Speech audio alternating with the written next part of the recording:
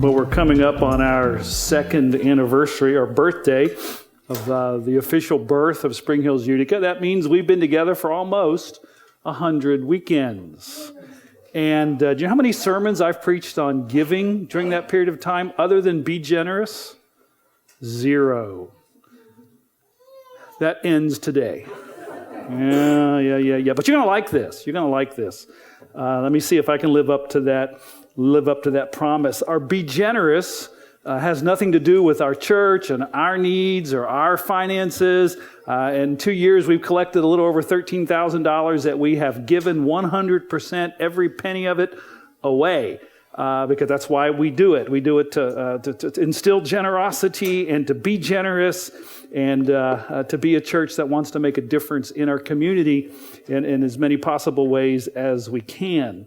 So we do that strategically. We also do not talk about giving because we like to be a church that people who don't like church might like. You know, and one of the beefs that a lot of people have with church is all they want is your money. That's all they ever talk about is money. You can't say that here. 100 sermons under the belt. And I think I've earned the right. Sometimes some of our leaders have said, Jeff, when are you going to start? When are you going to talk about money? When are you going to talk about giving? This is that day. So here we go. See if I can live up to this, the desire to help you to think that this is going to be for your benefit. Because giving really is for your benefit. First and foremost, it's for your benefit. And it's for the benefit of those who benefit from your generosity. So I want you to think of it like that. And to think about this, I want to share with you what my first budget was like, okay? I didn't think of it as a budget. I had a paper out for 5 years. I got up every morning at 5 o'clock in the morning, delivered for the Cincinnati Enquirer, and every 2 weeks I collected from my customers, paid my bill to the Enquirer, and kept the rest. Well, my dad made me, now get this was awful, made me save $5 every 2 weeks. That had to go into a savings account. Isn't that horrible? Wasn't he a horrible dad? $5 whole that was about 20% of my haul for 2 weeks, give or take.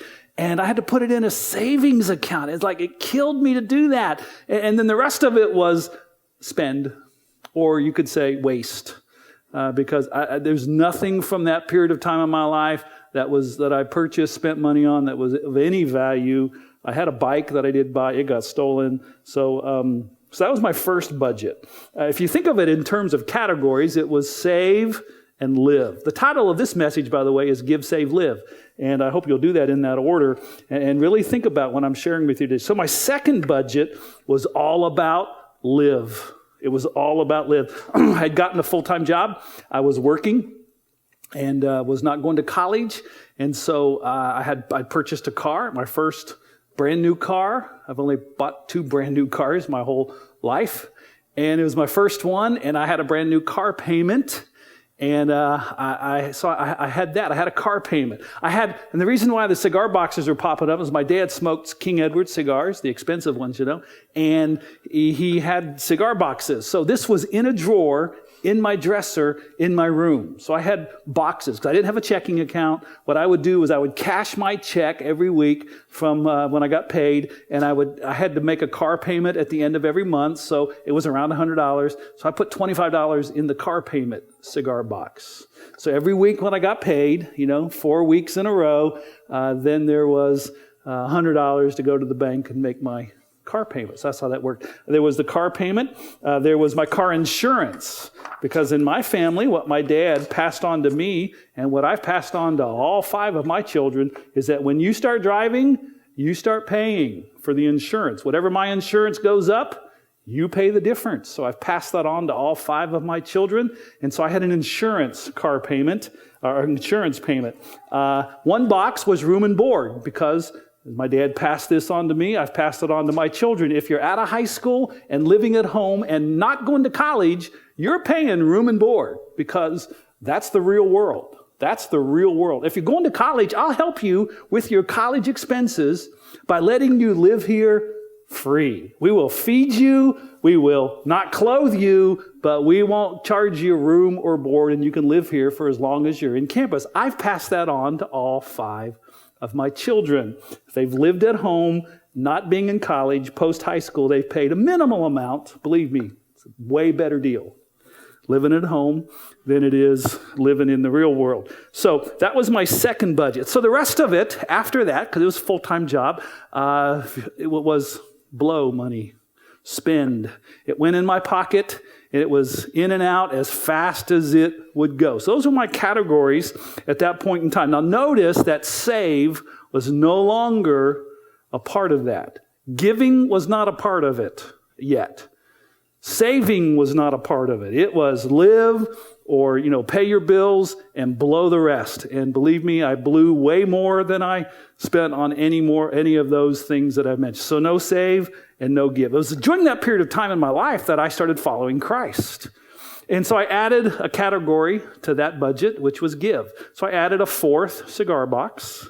And every week when I cast my check, I started off, I really can't tell you why. I don't remember anybody sitting down and saying to me and explaining to me what tithing was. I think just somehow in the church that I was in, I caught on. And so the tithe means 10%. So I took 10% of my check every week. I put it in the cigar box. And when I went to church on Sunday, because at that point in my life, I started attending church regularly. Up until that time, it was hit or miss. Mostly miss, but after that point in time, I don't know, I fell in love with Jesus, I fell in love with his church, and been a part of it ever since. So I had that 4th cigar box. And eventually, about 30 years later, I'm sad to say, I added a 3rd category to my budget. So my 3rd budget, and this is the one that we've taught all of our children, would look like this: give, save, and live. Give, save, and live. Now, I want to challenge you to think about that for yourself and the reasons why behind it. Because the reasons why behind it are for your benefit, for the benefit of others, and it really does bring some very significant, important things in your life. So as we think about giving, there's a term in the Bible called first fruit giving of the first fruits. Whether you were a wheat farmer or you're a sheep or oxen or goat or whatever it was, first fruit means the first crops that come up in the springtime or in the harvest time, or the first of your flock giving birth. So it was first. So God was teaching his people Israel to give first and live on the rest. So why? If we think about why. So Proverbs 3:9 is, we could look at a lot of verses from the Old Testament that talk about first fruit giving. Proverbs 3:9 sums it up. It says, honor the Lord with your wealth, with the first fruit of all your crops. Honor the Lord with your wealth. So from a faith perspective, now this would help you even if you're not coming from a faith perspective. But from a faith perspective, look at what this says, that we honor the Lord by giving from the first of our wealth. Now, don't think of wealth there as, I'm really filthy rich. Wealth just means what you have, whether your resources, whether you have a little or whether you have a lot. So honor the Lord with the first of your resources, with the first fruits of all your crops. So from a faith perspective, it says that honors God. It honors him because what it's saying to the giver is, I believe that this has come from God. And I believe that he's going to provide for me everything that I need. So that's what a first fruit giving is, and that's why it honors the Lord. So there's an example. Before I get to that, from a non-faith perspective, it plays a major role. Now think about this. This is from a faith and a non-faith perspective. It plays a major role in helping you stay out of the trap of thinking that material things will make you happy. It plays a major role in that. If you cash that check, you got that cigar box, you put it in there, whatever the targeted, designated entity that you're going to support and give it towards, it helps break the chains that material things have over our life. And if you live in America today and you think materialism doesn't play a major role in your life, we are the most marketed to nation in the history of the world. You can't play a game on your phone without seeing some kind of advertisement that comes through. You can't get on Facebook. You can't do social media. You can't go to a ball game. You can't watch a ball game. Just for those of you in March Madness, I don't watch it, but just pay attention to how many timeouts are brought to you by somebody. We're the most marketed to, and it must work because they keep doing it. And if it didn't work, they'd quit because they're not making any money doing it, right? So just think about that. We're very materialistic. We're the wealthiest nation in the history of the world, by and large. I know there's a lot of people that struggle financially, but I'm talking about as a nation, we're the wealthiest.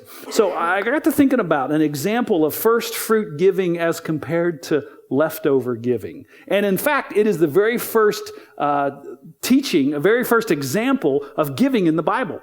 And it's Cain and Abel. And it's in Genesis chapter 4, if you want to look that up. So this is what it says. In the course of time, Cain brought some of the fruits of the soil as an offering to the Lord. And Abel also brought an offering, fat portions from some of the firstborn of his flock. So here we go. Pop quiz. Who was the first fruit giver between Cain and Abel? Who was the leftover giver? Who went to the cupboards that were probably bare and to see what little bit he had? Who gave God a tip and who honored the Lord from the first of his wealth? That's what that's teaching us there. So why first fruit given? So I've already hinted at this, but I want to go into this a little bit more detailed. Number one, so money and possessions do not make a prisoner out of you. Money and possessions. So how do you know? How do you know if money or possessions can make a prisoner out of you? Let me read Matthew 6:24. No one can serve two masters. Either you will hate the one and love the other, or you'll be devoted to the one and despise the other. You cannot serve both God and money. So money, according to Jesus, can be a master. Money can be a master. Money can master you. Money should be your servant, not your master. If you're taking notes, money should be your servant, not your master. So money is your servant when, I've got a few things I want to share with you. Number one, your focus is on accumulating as much as you can or accumulating as much as you can purchase to the neglect of more important matters, priorities. Accumulating as much as you can. Do Americans accumulate as much as they can? How many of us have closets that are overflowing? Drawers that you don't even open because you don't want to look in it? Storage cabinets, basements full of boxes. And if you've moved a few times, you've moved those boxes and you don't even know what's in them anymore. And then we have storage units to take care of what we can't keep in our home. Now, this isn't necessarily people that shop at Neiman Marcus. They may shop at garage sales. They may shop at bargain hunt. It's not a matter of having a lot of money. It's not just people who tend to have a lot of money that can become a prisoner to their wealth, but the focus is on accumulating as much as you can. Now, I have not said it's wrong. In Scripture, God never says it's wrong to have things or to have nice things. And so that's why it's to the neglect of more important priorities. Matthew 6:19 through 20 says, do not store up for yourselves treasures on earth. That doesn't mean don't have things. It's speaking to the attitude of the heart. Do not store up for yourselves treasures on earth where moths and vermin destroy and where thieves break in and steal. But store up for yourselves treasures in heaven where moths and vermin do not destroy and where thieves do not break in and steal. Things that deteriorate, things that can be eaten, things that can be stolen, things that can be, you think about it, we invest a lot of time and money and resources in things that are going to pass away. Things that are going to pass away. So, money is your master when your focus is on accumulating as much as you can or accumulating as much as you can purchase to the neglect of more important priorities. Number two, you fear not having enough. You fear running out. You fear your shelf being empty, your closet not having things. Jesus said it like this, therefore I tell you, do not worry about your life, what you will eat or drink, or about your body, what you will wear. Is not life more than food, and the body more than clothes? Worry is just a lesser form of fear. Worry is fear. Worry may not be being terrified. It's on the lesser scale of the fear spectrum. Don't worry about it. Don't worry about it. Do not worry about it. So we can fear not having enough or running out. Number 3, you attempt to meet your emotional and or spiritual needs with money or what it can buy. Now, probably nobody in this room has ever been guilty of that. Let me ask you, have you ever gone on a spending spree to make yourself feel better? Now you don't have to get in the car and drive anywhere. You can one-click purchase. You can shop online. QVC was probably the forerunner. You could call and purchase that item that you saw on TV. And then it comes. You don't even know what it is when it arrives. Oh, what's this that I've got this time? So many boxes have been coming. Your garage is prime territory full of cardboard boxes. Things that have come. You don't even know. Oh, I don't remember even ordering that. Oh, my. Now, there's nothing wrong with buying things online. There's nothing wrong with using Amazon or any other online purchase thing here. But when it's the attempt to meet an emotional or spiritual need, come on. When you've bought that, when you were looking at that purchase, whether you're a man or a woman, and then you thought, you know what? I'll look better driving that than that. Oh, it's a little bit more than that. But people will look at me and they'll admire me. They'll think, man, he's sharp. Now, you might be looking at me today and saying, Pastor, you got a Chaps shirt on today, and I know how much those cost. Let me tell you, my wife bought it for me for Christmas. She buys things at Kohl's when they are 50% off, on sale, and then has a 30% coupon on top of that.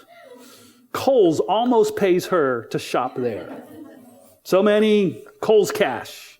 And then she adds Kohl's cash to it from the last purchase. So I guarantee you this was not full price. Not by a long shot. And there's nothing wrong with, it's when you think, oh, man, if I drive that, if I wear that, an emotional need to make yourself fit in. I mean, come on, isn't that, let's be real for a few minutes. Somebody said recently, Pastor, if you haven't stepped on my toes, you haven't preached. So be careful. Get your steel-toed boots on. You've made purchases. We all have. I'm guilty. Because it made us feel a little better. And that only lasted until you saw the credit card bill for it, right? And then it was like, oh my gosh, buyer's remorse just set in. We've all done it. You can eat to fill an emotional need. You can purchase emotional or spiritual needs with money and what it can buy. People admire me if I had a friend that's goal was to make $1 million by the time he was 30 years old. I don't know if he reached that goal or not. Nothing wrong with having goals. But when you attempt to meet your emotional or spiritual needs with money and what it can buy, then you're constantly going to be spending money for that fleeting feeling. Because it feels better in the moment, but come on, haven't you figured it out yet? It doesn't last. It doesn't last. You have to click again. You have to go back to it. The Beatles were right when they said, can't buy me love. No. No. You're welcome, Nancy. That song will be on your mind all day long. It's like Uga Shaka was last week. So your closets, number 4, your closets, spare rooms, and storage units are full of things you don't even need or know you have. I've already touched on that. And then so finally, your lifestyle is financed by debt. Your lifestyle is financed by debt. I'm going to come back to this, but 54% of Americans spend more than they earn every year. How do they finance it? Debt. Credit cards, revolving charges, bank loans, mortgages.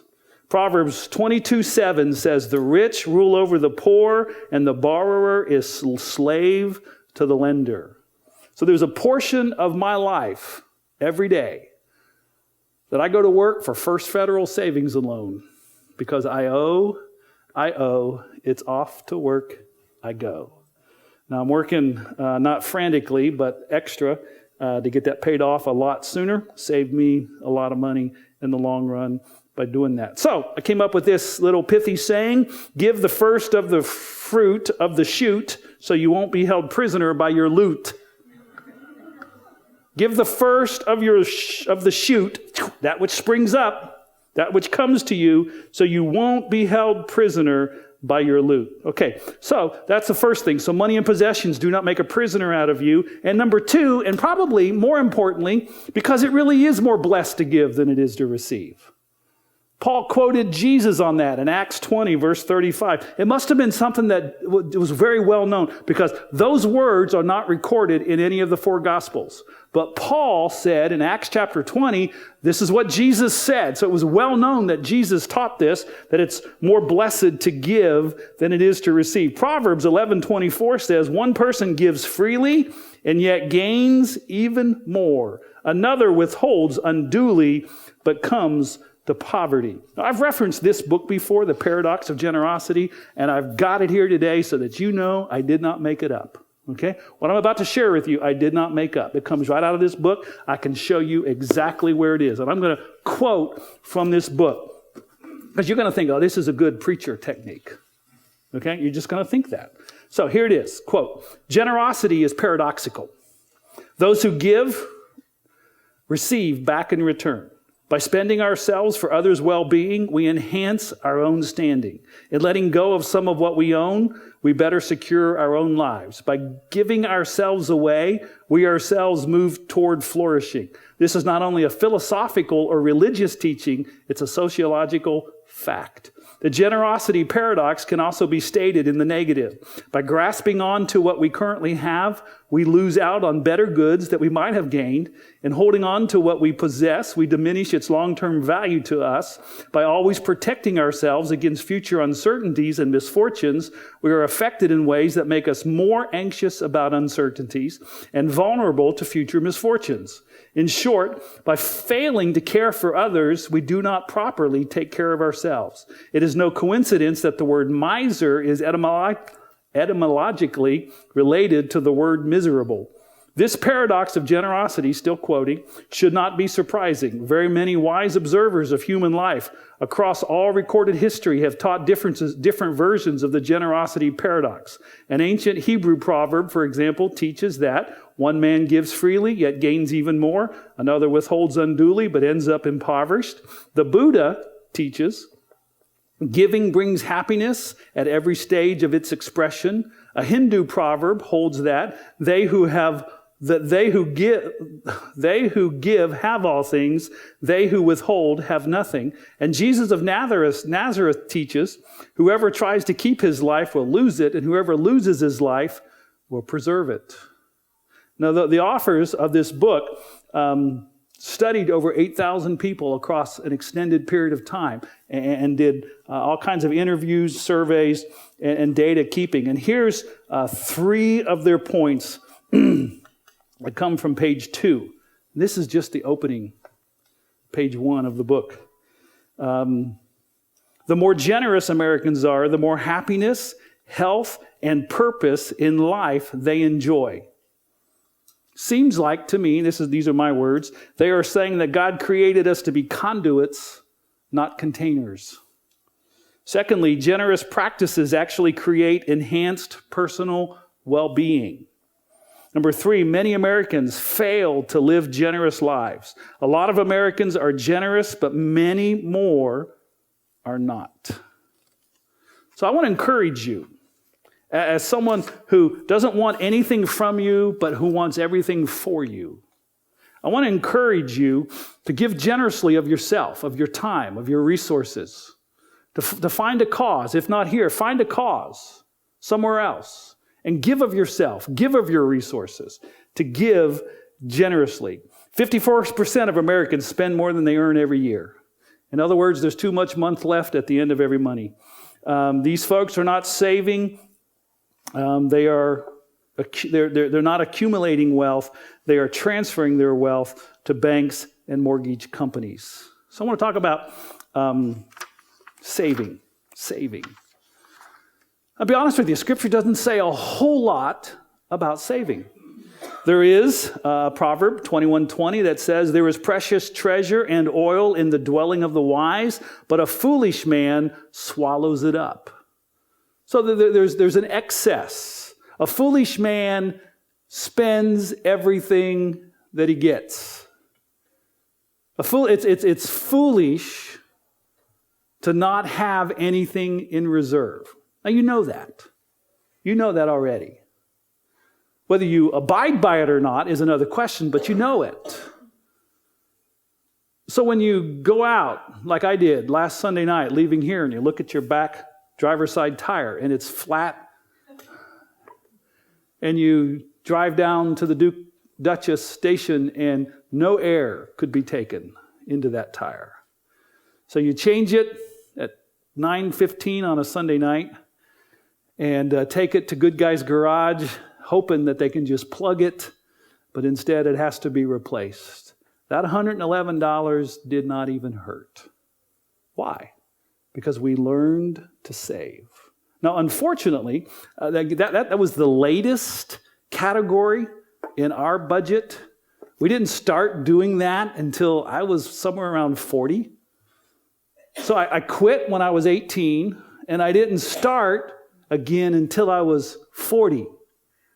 And I have very little regrets in life, but one of the regrets I have is those years from 18 to 40, 22 years of the miracle of compound interest working on my behalf can never be regained. Can never be regained. Saving. The wisdom of saving. If you do not have a savings plan, you will be using credit for life's unexpected happenings, right? Not only are you using credit, is credit used to purchase things that we want, but then there's life unexpected happenings. And you, have you learned to expect the unexpected? I've told my kids, they can tell you this. They could probably finish this sentence for me. It's not a matter of if, it's when and how much. And how frequently. You ever realize, things can come in 3s or 4s or 5s? Very seldom is it just one flat tire, and then it's this or that. Sometimes it is, so we've gone a whole week without anything else happening, so that's cool. But it often comes, the old saying, when it rains, it pours. It's not a matter of if, it's a matter of when and how much. And life's surprises shouldn't surprise us. We should be prepared for life's surprises. There's a well-known insurance company that spends a lot of money on advertising, promised to protect us from mayhem. I like them. I like those commercials. They're funny. And we do need to have the right kind of insurances, right? But there's no commercial drilling in another form of protection for mayhem. An emergency savings plan. A savings plan where you're setting aside, like Grandma used to say, saving it for a rainy day. Grandma was very wise. My dad made me save that $5 every 2 weeks. I hated it. But when it came time, when I was 16, to make a decision, do I only want to drive your car, Dad, when you're not using it, or do I want my own car? I went out and bought a yellow convertible, Volkswagen. held together by a lot of rust. For, now get this, the whopping sum of $395. But there was no car payment. So about a year later, when that car, the compression went out on the engine and it needed a new engine, which would have cost more than what I paid for the car, it didn't hurt because there was no car payment. I was able to just purchase another car with money that I had saved. So in somewhere around 73 or 74, I paid cash for my first car. It was about 40 years later till I was able to do that again. And we got to the point where we were able to take a car payment. Cars were lasting long enough that they were now paid off. And we took that same amount of money, the car payment money, and just put it aside. So when it came time to replace a car, we were able to go to the car dealer and haggle with cash. And believe me, cash talks. Cash talks. We've done that with two other cars in addition to that. And you know what's the extra fun about that is? We can give away a car that still has life on it because we're not locked into a payment. We can give it away. We've done that on a couple of occasions. By the grace of God, there's no boasting here. This is all to the glory of God. But it free. What I want you to see, when you're not locked into payments, there's financial freedom. There's freedom to be as generous as you want to be able to be. So that when you hear a message like this, you're not going, oh man, I feel so guilty. I want you to feel guilty. I want you to be free. I want you to make some decisions today that you will come back to me 10 years from now and say, Jeff, do you remember that sermon on March 24th, 2019? The first one you ever preached about giving, and you talked about saving. I put that into practice, and it's changed my life, the life of my family, and it's changed my children and their families.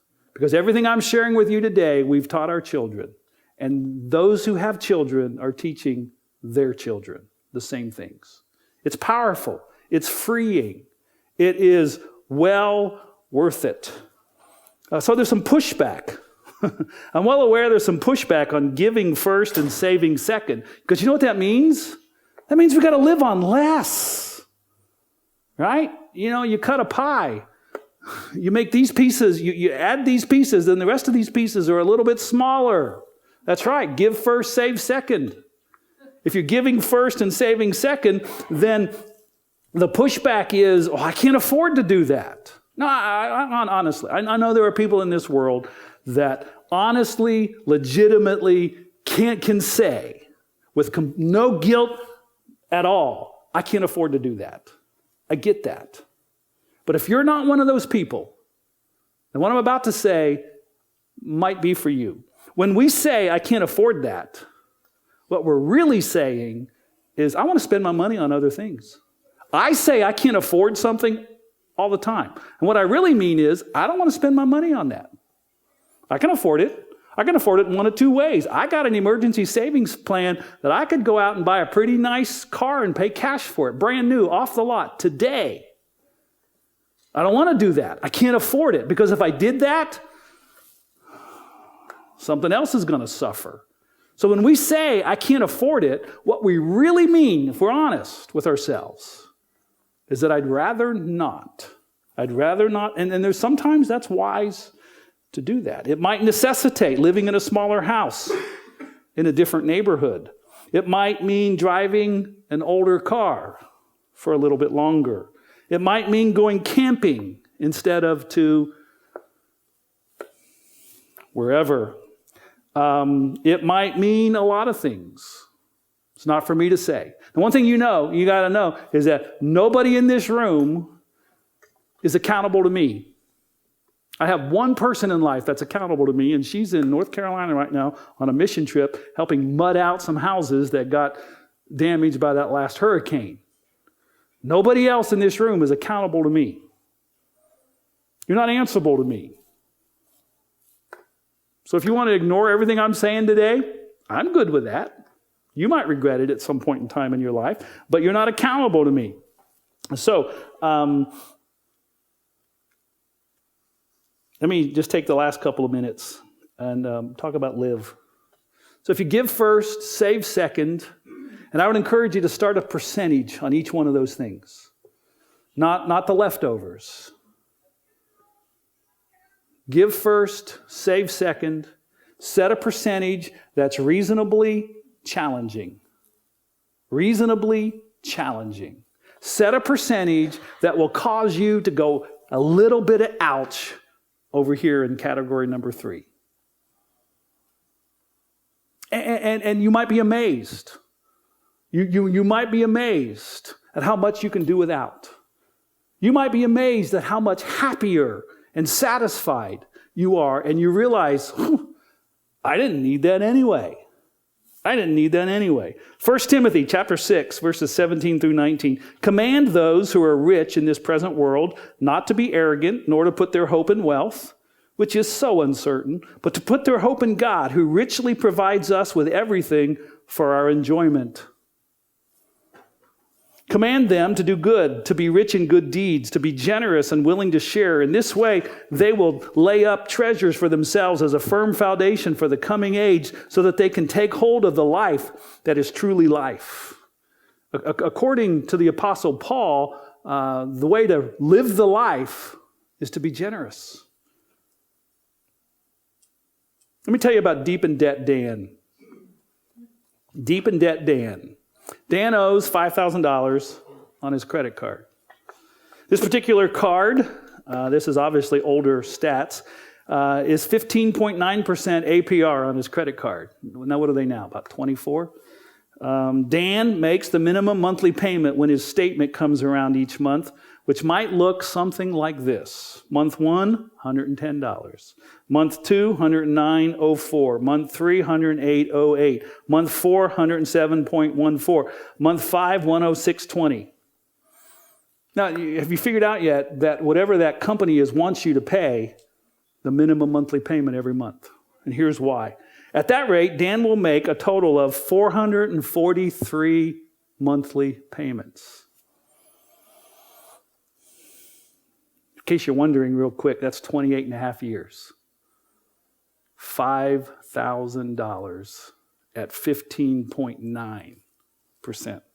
Dan will have paid, at that rate, $7,129 in interest plus the original $5,000 for a total of $12,000. So whatever that $5,000 item that he put on that credit card just cost him $12,000 and 28 years of his life.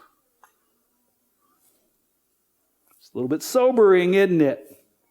However, if Dan paid $110 each month until the debt was paid, if he just kept that original minimum monthly, $110, and paid that every month, he will have paid a grand total of only $7,641.08 over the course of 69 months, a little less than 6 years. However, wise man Dan decided to delay his purchase and save $110 each month. In 46 months, he will have enough to pay cash and will probably have changed his mind about that purchase, realizing that he could live without it anyway. And now he has money in the bank. Which one do you want to be? Wise man Dan or deep in debt Dan? So why do I share all that with you? I told you, 54% of Americans spend more than they make every year. Financing a lifestyle with credit for things that do not last and do not satisfy. To try to impress people that don't care anyway. So, I'm going to wrap up with these 3 thoughts. Giving adds meaning to your life. It adds meaning to your life. Secondly, savings brings peace. Savings brings peace. And thirdly, living on the rest brings satisfaction of a life well lived. A life that's not wrapped up in the pursuit of materialism. Not given in serving money. Money becomes your servant instead of your master.